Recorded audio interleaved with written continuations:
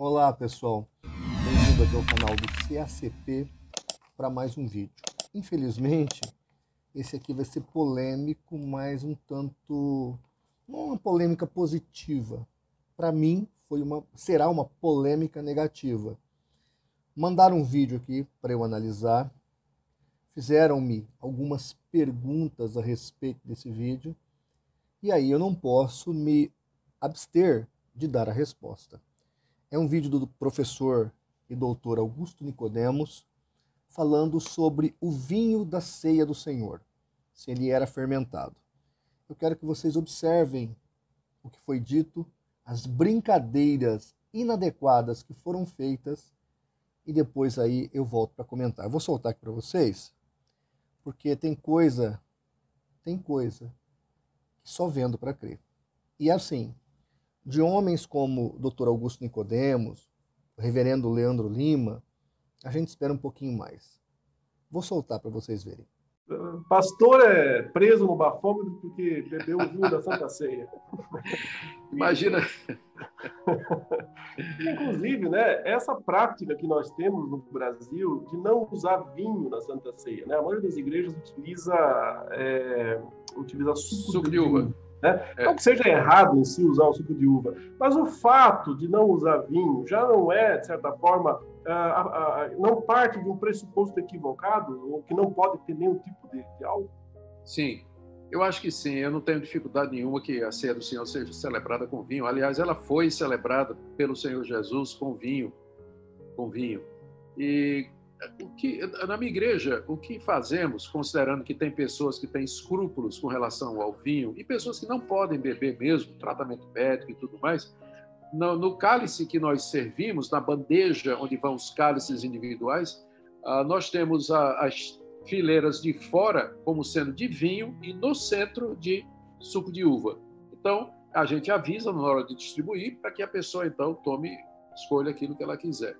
E não preciso dizer o que é que sai mais, né? Não vou dizer o que é que sai mais. O que sai mais? Agora queremos saber aí. O vinho, naturalmente, né? Eu achava que ia sair mais o suquinho de uva. Não, sai mais vinho. Bem, tem um monte de coisa errada aí, né? Tem um monte de coisa errada aí. Primeiro que eles começam noticiando um fato, dizendo que o pastor que saiu da ceia, ele tomou o cálice de vinho, foi parado numa blitz, fez o bafômetro e foi preso, porque deu teor alcoólico alterado. Guarde isso, já já eu vou voltar nisso. Esse vídeo aqui eu não estou tratando sobre a questão de bebida na vida cristã. Vou fazer um só sobre isso, mas depois. Eu quero especificamente tratar sobre o vinho da ceia. Começo lendo para você Lucas 22, 14 e 15. E eu quero dizer que o que eu vou dizer, o que eu vou pronunciar aqui, explicitar aqui, Dr. Nicodemos sabe. E sabe direitinho. Não sei por que ele fingiu-se não saber. Por que deu amnésia nele? Ou no reverendo Leandro Lima? Os dois sabem o que eu vou dizer aqui. O que eu vou falar para você não é novidade. Lucas 22, 14 e 15, é importante ler esse texto. E chegada a hora, pôs-se Jesus à mesa, e com ele os 12 apóstolos. E disse-lhes: desejei muito comer convosco esta Páscoa, antes que padeça. Nós sabemos que a ceia do Senhor, ela foi instituída no dia da Páscoa. E é importante frisar para você que Páscoa e ceia são diferentes. Apenas foram instituídas no mesmo dia. Isso que é importante nós termos em mente. Foram instituídas no mesmo dia. Por que isso é importante nós entendermos? Porque na Páscoa, segundo a lei de Moisés, já eu vou ler uma nota da Bíblia Pentecostal, segundo a lei de Moisés, não podia ter nada fermentado, zero de fermento. E o fermento usado naquela época era justamente o tirado da borra do vinho, da fermentação do vinho. Então, o vinho se tornava alcoólico e o pão levedado. No dia dos pães ázimos, não poderia ter nada disso. No dia da Páscoa, não poderia ter nada disso. Então, a ceia do Senhor foi celebrada, a primeira ceia que Cristo celebrou, partiu o pão e deu o cálice para os apóstolos, era suco de uva sem teor alcoólico e pão sem fermento. Ah, pastor, mas em 1 Coríntios 11, a partir do versículo 23, fala que tem gente que se embriagou na ceia do Senhor lá na igreja de Coríntio. Tem um monte de coisa errada. Tinha um cara lá que dormia com a mulher do pai. Não é por isso que a igreja vai praticar esse tipo de coisa. Inclusive, Paulo retrata esse caso e expõe a igreja dizendo que está tudo errado. E ele corrige a ceia do Senhor lá. Então não é porque eles tomavam a ceia com vinho fermentado que nós devemos imitá-los.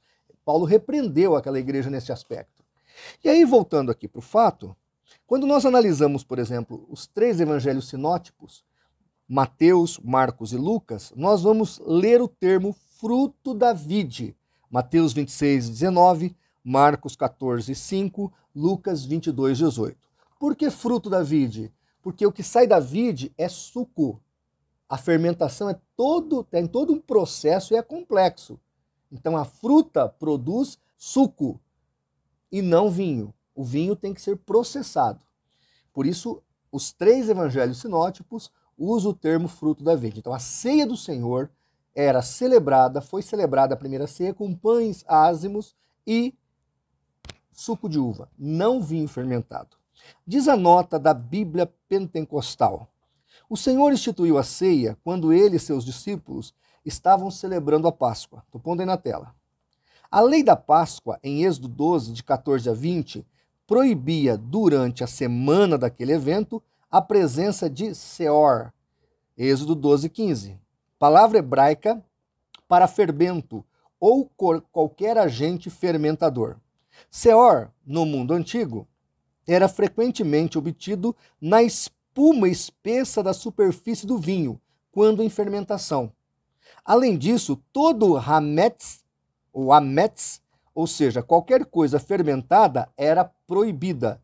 Êxodo 13, 7, Êxodo 12, 19. Deus dera esta lei por ser a fermentação o símbolo da corrupção e do pecado. 1 Coríntios 5, de 7 a 8. Sendo exatamente isso o que causava a bebida alcoólica no homem. Então veja, aqui nós estamos explicitando uma nota da Bíblia Pentecostal de Estudos. E ele está justamente corroborando com isso que estou dizendo. O vinho da ceia jamais poderia ser fermentado, porque era um dia de Páscoa. Então, de forma nenhuma, nós temos paradigmas para colocar o vinho da ceia como um vinho fermentado. A ceia do Senhor, por regra teológica, exegética, tem que ser celebrado com suco de uva. Ponto. E aí, queridos, tem toda essa polêmica, né, do cristão e a bebida. Eu vou fazer outros vídeos para comentar sobre esse assunto, porque alguns colegas fizeram, agora final de ano, né, o pessoal dá uma celebrada exagerada às vezes com bebidas, e alguns colegas apologistas meus fizeram alguns vídeos, então sobrou algumas perguntas para mim, eu vou respondê-las. Mas uma coisa que eu acho engraçado nesse podcast do reverendo Nicodemos é que ele fala que o pastor saiu da ceia, passou no bafômetro e foi preso. Porque é isso que acontece com quem é pego no bafômetro. Preso. Ora, a Bíblia diz que nós não devemos nos embriagar. Isso aí está patente aos olhos de todos os cristãos. Entende que a Bíblia condena tenazmente a embriaguez. Ponto. Isso aí é ponto passivo entre as duas correntes. A embriaguez não tem discussão, todos condenam. Ora, no Brasil, nós temos uma lei que define o tanto que alguém deve beber para se tornar embriagado. E lá em Romanos 13 fala que nós devemos obedecer às autoridades. Logo, essa lei deve ser obedecida. Veja que o pastor tomou um cálice de vinho na ceia e foi pego no bafômetro. Ou seja, no Brasil, qualquer dose de bebida te coloca como uma pessoa embriagada, pelo menos para dirigir.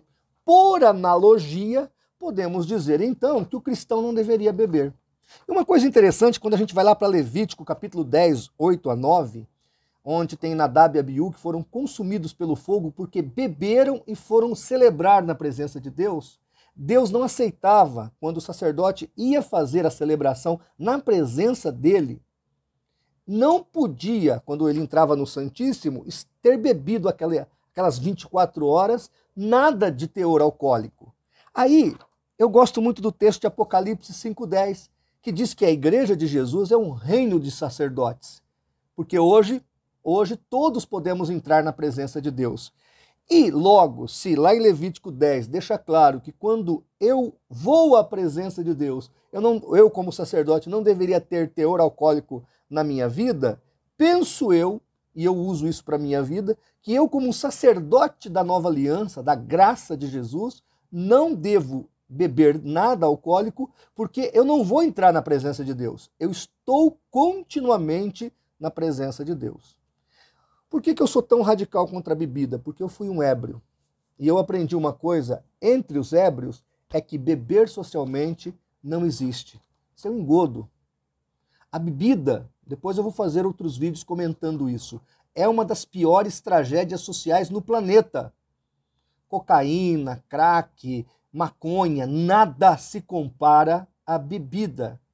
Inclusive, a bebida é a porta para todas as demais drogas.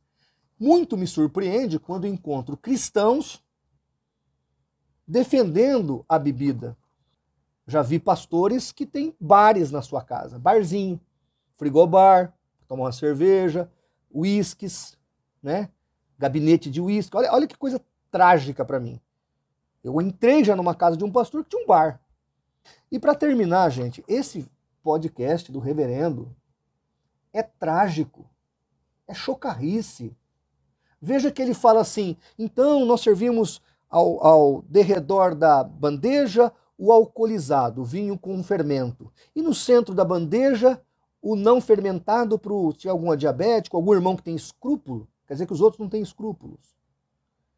Mas aí, então, a gente serve. Ok, aí dá aquela brincadeira. Sabe qual sai mais? Aí o outro reverendo, o Leandro, diz aí.